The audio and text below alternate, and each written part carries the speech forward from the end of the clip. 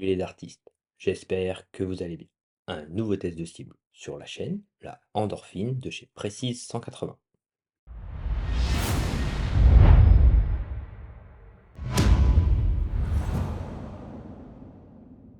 Je remercie Précise 180 de m'avoir envoyé leurs cibles et leurs anneaux pour que je puisse les tester. Je vous mets des liens en description de vidéo et pour le prix, la cible est disponible à partir de 84,95 €. Pour l'avant de la boîte, j'apprécie le design, c'est assez sobre, avec ce noir mat, les schémas de molécules et au centre, le nom de la cible et de la marque. Sur le côté, on a la mention que la cible est compatible avec la Scolia ainsi que les différents réseaux sociaux de la marque.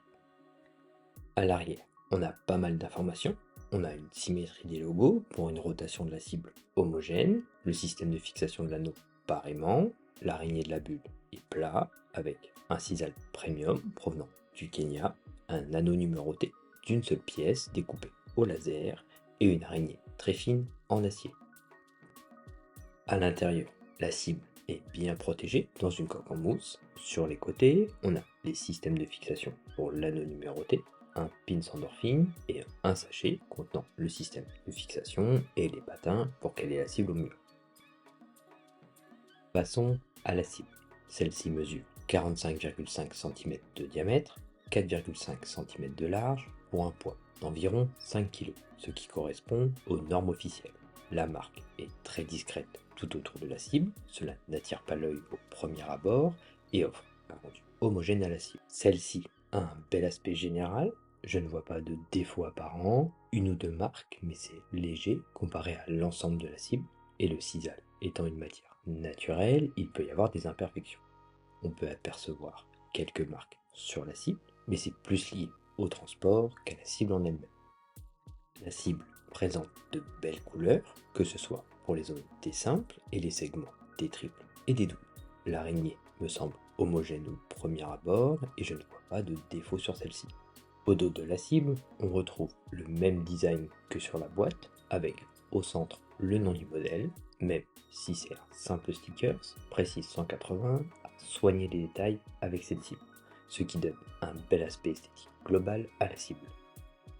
Au centre, on a le trou de fixation et sur les bords, 3 pas de vis pour y insérer les patins. A noter qu'il y a de la feutrine sur les patins de fixation. C'est un petit détail qui se remarque, bien pensé et appréciable. Revenons sur la face de la cible. L'anneau numéroté est d'une belle qualité. On a un cerclage en acier de 2 mm d'épaisseur. La marque propose beaucoup de déclinaisons de couleurs pour ses anneaux numérotés, pour les détenteurs de Scolia, autre système d'autoscore en fonction de la couleur, bien vérifier la compatibilité avec le système. Le système de fixation de l'anneau est ingénieux. Une petite équerre en métal avec une partie caoutchouc pour caler l'anneau et de l'autre une partie aimantée pour venir y fixer sur le côté de la cible. Ça tient bien et permet aussi de fixer l'équerre là où on le souhaite. Concernant l'araignée, celle-ci est très fine, régulière et homogène sur l'ensemble de la cible. L'araignée a les bords arrondis qui ne dépassent quasiment pas de la cible, ce qui permet de réduire le risque de rebond des fléchettes en fonction de leur angle d'arrivée dans la cible. Pour les différents segments de la cible, chaque segment est bien régulier. La zone des simples mesurant 142 mm de long pour 49 mm au plus large, pour les triples 32 mm de long pour 9 mm de large, et pour les doubles 52 mm de long pour 9 mm de large. La bulle est bien centrée avec 8,5 mm de chaque côté pour un diamètre total de 32 mm et la bulle rouge fait 12,5 mm de diamètre. Pour tester le sisal, je suis venu piquer à différents endroits de chaque zone. La zone des simples est vraiment très tendre. La fléchette se plante très facilement dans la cible et je n'ai pas besoin de forcer et la sensation est très agréable. Dans la zone des triples et des doubles, c'est un peu plus dur, dû à la compression du sisal par l'araignée, et c'est un peu plus marqué dans les coins de chaque segment, où c'est beaucoup plus dur. C'est un peu plus tendre dans la zone des doubles, car la surface étant plus large, donc moins compressée aussi. À voir une fois sur le pas de tir si cela fait une différence ou non. Première impression, on peut voir que la cible laisse vraiment peu de marques de fléchettes. Le cisaille se régénère plutôt vite et bien, même lors de ce test où je filme en gros plan. Et avec simple lâcher, la fléchette se plante vraiment bien dans la cible, ce qui peut présager une bonne rétention de la fléchette une fois sur le pas de tir. La cible a de belles couleurs avec ce noir profond et ce blanc crème. Cela offre un bon rendu homogène lorsque je suis sur le pas de tir. Et le vert et le rouge de chaque segment sont bien vifs également. Le cisaille est très tendre. Quasiment toute ma pointe s'enfonce dans la zone des sables.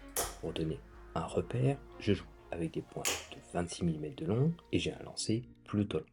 Avec un lancer plus puissant, on pourrait se retrouver avec une pointe enfoncée et le fût collé à la cible.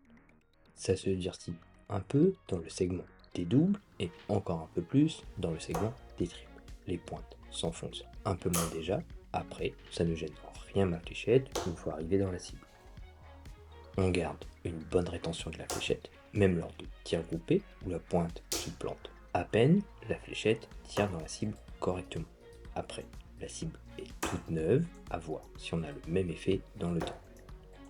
On a une bonne régénération du cisaille, c'est peut-être dû au fait que celui-ci est assez tendre. Les traces de fléchette s'estompent rapidement et en laissant se reposer un peu, quasi toutes les traces d'impact se sont rebouchées. C'est vraiment pas mal. Le son est très agréable, la cible fait peu de bruit lors des impacts de fléchettes. Je ne pense pas qu'elle soit plus silencieuse qu'une autre, mais la feutrine posée sur les patins à l'arrière de la cible a une influence sur la réduction du bruit. Concernant l'araignée, elle est très discrète, bien alignée à la cible. Je n'ai pas eu de rebond lors de mes différentes volées et je n'ai pas été gêné visuellement tout du long de mon test.